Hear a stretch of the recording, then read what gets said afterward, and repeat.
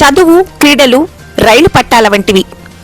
రైలు పట్టాల వల్లే చదువు క్రీడలను సమానంగా సరిచూసుకుంటూ వెళితే ఉజ్వల భవిష్యత్తు ఉంటుందని జిల్లా ఒలింపిక్ అసోసియేషన్ అధ్యక్షులు బి రామాంజనేయులు వ్యాఖ్యానించారు.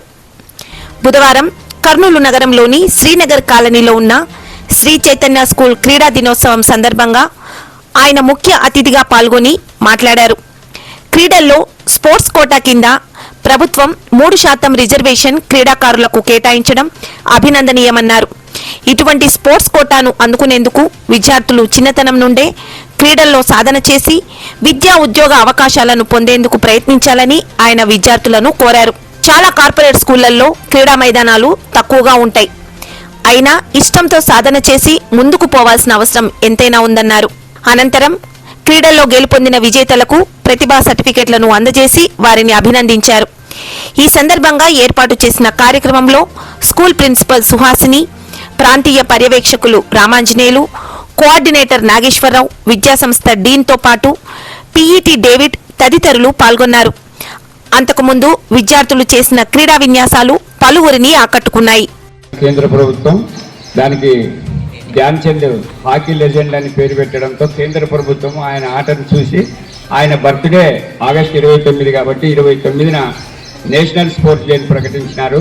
మరి మీరు ఇప్పుడు కూడా సెప్టెంబర్ కాబట్టి నెల రోజుల పాటు మీరు వివిధ రకాల క్రీడల్లో పాల్గొని మీరు స్కూలు ఒక చిన్న స్కూల్ అయినప్పటికీ ఉన్న స్థలంలో మీకు కాంపిటీషన్స్ పెట్టి ఎంకరేజ్ చేస్తున్న శ్రీ చైతన్య స్కూల్ వారికి ప్రత్యేకంగా అభినందనలు కృతజ్ఞతలు తెలియజేస్తున్నా. ఎందుకంటే మీకు చదువు ఎంత ముఖ్యమో క్రీడలు కూడా అంతే ముఖ్యమని నేను ఈ సందర్భంగా గుర్తు చేస్తున్నా.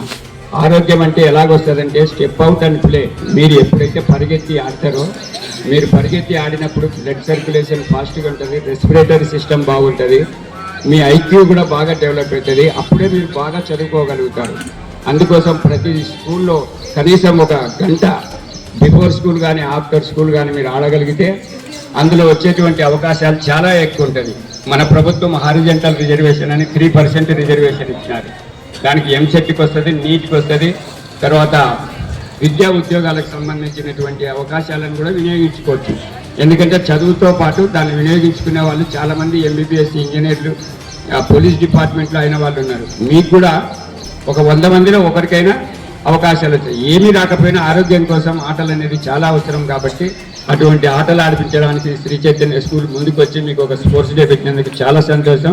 దీనికి సహకరిస్తున్న హెడ్స్కి అందరికీ, ఇక్కడ వేదిక మీద ఉన్న వాళ్ళకి అందరికీ కూడా హృదయపూర్వకంగా నమస్కారాలు తెలియజేస్తూ సెలవు తీసుకుంటాను. Thank you.